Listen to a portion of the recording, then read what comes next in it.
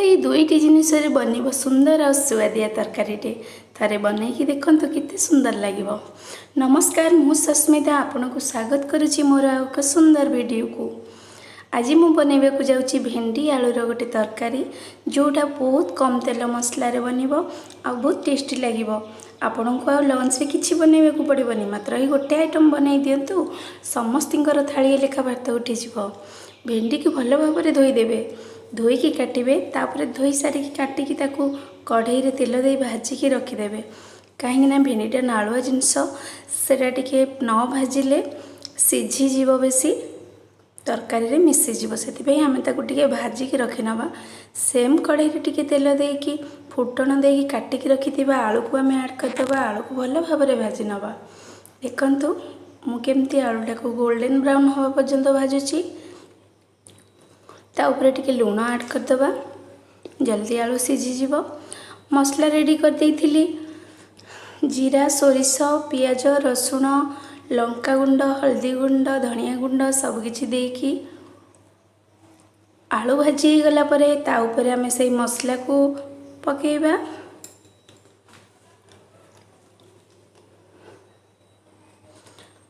मसला को पकई सांगे सांगे टिके पानी देकी कसिबा, कहीं सोरिष मसला तल लगिगले पिता लगे तरकारीटा।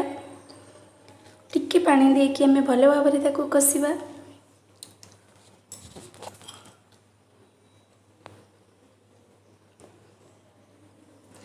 जितेबाला देखिए टिके मसलाटा फुटी आसो, कषि हो, से आमे गोटे टमाटो काटिकी दबा। गोटे टमाटो मु ऐड करछि, कहीं मु एथरे आंबुल ऐड करी।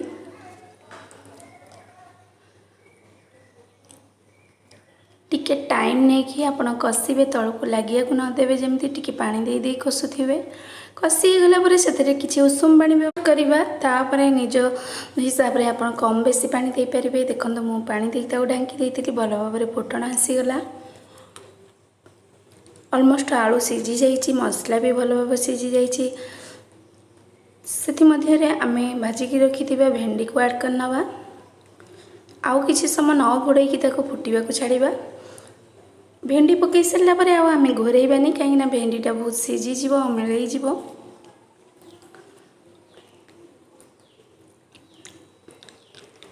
देखंतु मुख्य आकर्षण होची आंबुल, एटा निहाती पकेबे, भूलिबेनी जमा। 2 खंड आंबुल को मुझे पकई आउ किछि समय फुटिया को छाड़ी देइतिली। भल भाव में फुटीगला आम गोटे कंसा कि गोटे जगह को काढ़ी नवा, तादे तेल आउ टिके कढ़ई रे देकी फुटण देदेबा और रसुण छुंक देबे। भल लगे, बहुत सुंदर टेस्ट आसीबो। बास्ना रे तो आपणकर पेट बुझीबो। एबे देखंतु पूरा रेडी हो गला हमर तरकारी।